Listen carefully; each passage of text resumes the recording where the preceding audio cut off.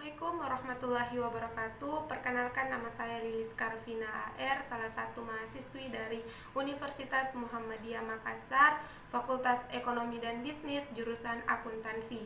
Di sini saya akan membahas tentang konsolidasi pada anak perusahaan yang dimiliki kurang dari kepemilikan penuh, yang merupakan tugas dari akuntansi keuangan lanjutan 1.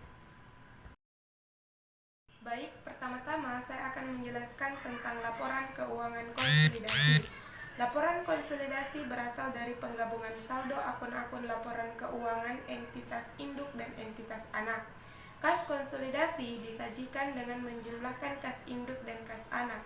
Piutang konsolidasi disajikan dari hasil penjumlahan piutang induk serta anak, dan apabila terdapat piutang antar perusahaan, jumlah piutang antar perusahaan tersebut dikurangi sehingga jumlah perusahaan konsolidasi yang mencerminkan bahwa entitas induk dan anak adalah satu. Selanjutnya adalah kertas kerja konsolidasi. Kertas kerja konsolidasi merupakan mekanisme yang efisien untuk menggabungkan akun-akun dari perusahaan yang terpisah yang akan dikonsolidasikan dan untuk menyelesaikan saldo gabungan menjadi angka yang akan dilaporkan seakan-akan semua perusahaan yang dikonsolidasi tersebut adalah perusahaan tunggal. Perlu diingat bahwa terdapat pembukuan untuk entitas konsolidasi, induk perusahaan dan anak-anak perusahaannya sebagai entitas legal dan akuntansi terpisah. Masing-masing mempunyai pembukuan terpisah pada saat penyusunan laporan keuangan konsolidasi. Saldo akun diambil dari pembukuan terpisah induk perusahaan dan tiap anak perusahaan, kemudian dimasukkan dalam kertas kerja konsolidasi. Laporan keuangan konsolidasi disusun setelah semua penyesuaian dan eliminasi dari saldo yang terdapat dalam kertas kerja konsolidasi. Selanjutnya saya akan menjelaskan contoh soal yang sudah saya buat, yaitu pada tanggal 1 Januari 2019 PT Persada membeli 85% saham biasa beredar PT Sutra seharga 220 juta pada tanggal tersebut. Nilai wajar dari kepentingan non-pengendali diestimasikan sebesar 50 juta. Nah, pada tabel ini yaitu laporan sebelum konsolidasi, yaitu total asetnya dan juga total liabilitas dan ekuitas pemegang saham pada PT Persada itu seharga 505 juta rupiah, dan pada PT Sutra seharga 180 juta rupiah. Selanjutnya, pada tanggal kombinasi bisnis, nilai buku dari aset dan liabilitas PT Sutra mendekati nilai wajar, kecuali untuk persediaan yang mempunyai nilai wajar sebesar 50 juta rupiah, tanah sebesar 35 juta rupiah, serta bangunan dan peralatan yang mempunyai nilai wajar sebesar 85 juta rupiah. Diminta bagian A, buatlah ayat jurnal eliminasi yang diperlukan. Kemudian yang kedua, buatlah kertas kerja laporan keuangan konsolidasian. Di sini kita akan menyelesaikan bagian A pertama. Nah, pertama di sini total nilai wajarnya 270 juta, di mana ini diperoleh dari pembelian saham sebesar 220 juta ditambah dengan estimasi nilai wajar dari kepentingan non pengendali sebesar 50 juta, sehingga totalnya 270 juta. Selanjutnya, untuk nilai buku diperoleh dari saham biasa 40 juta ditambah dengan saldo laba 20 juta, jadi totalnya sebesar 60 juta yang menjadi kepemilikan 85%, sehingga selisih yang diperoleh senilai 210 juta diambil dari pengurangan total nilai wajar dengan kepemilikan. Setelah itu, kita mencari beberapa kenaikan nilai wajar dari beberapa akun, yaitu persediaan, tanah, bangunan, dan peralatan, dengan nilai wajar dikurangi nilai bukunya. Untuk akun persediaan, 50 juta dikurang 40 juta, jadi kenaikan nilai wajarnya 10 juta.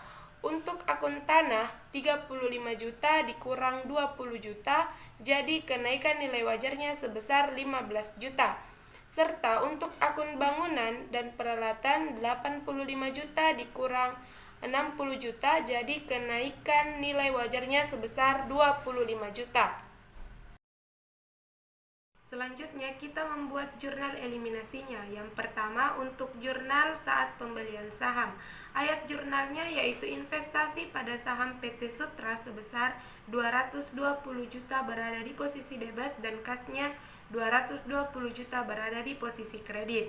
Yang kedua kita mengeliminasi investasinya, yaitu ayat jurnalnya yaitu saham biasa sebesar 40 juta di debit, saldo laba sebesar 20 juta di debit, dan selisih 210 juta di debit.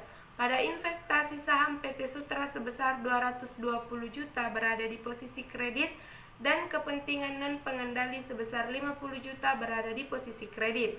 Selanjutnya mengeliminasi pengalokasian selisih.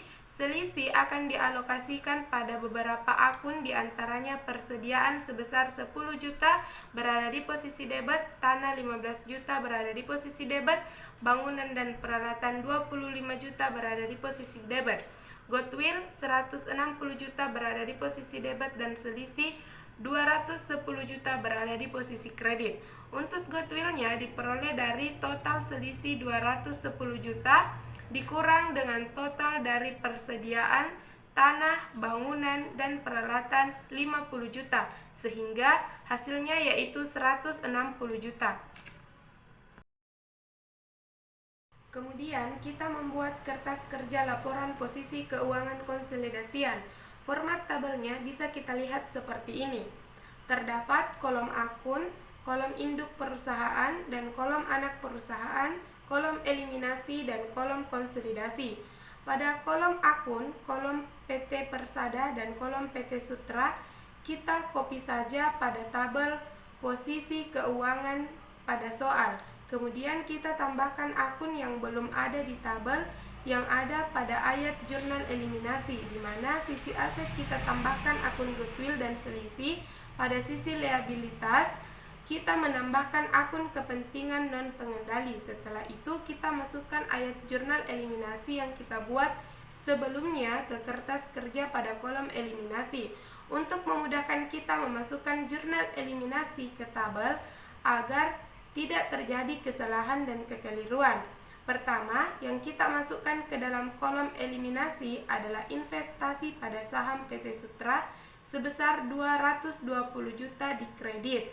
Kemudian memasukkan saham sebesar 40 juta di debit. Saldo laba sebesar 20 juta di debit, selisih 210 juta di debit, dan kepentingan non pengendali 50 juta di kredit. Setelah itu kita masukkan persediaan 10 juta di debit, tanah 15 juta di debit, bangunan dan peralatan 25 juta di debit, goodwill 160 juta di debit, dan selisih 210 juta berada di posisi kredit. Setelah kita memasukkan semua nilai jurnal eliminasi, selanjutnya kita menghitung konsolidasi. Untuk sisi aset kita tambahkan masing-masing nilai per akun yang ada, mulai dari nilai akun yang ada pada PT Persada ditambah nilai akun pada PT Sutra yang ada pada eliminasi. Jika nilai berada di posisi debit maka ditambah, dan jika nilainya berada di posisi kredit maka dikurangkan. Dapat kita ambil salah satu contoh.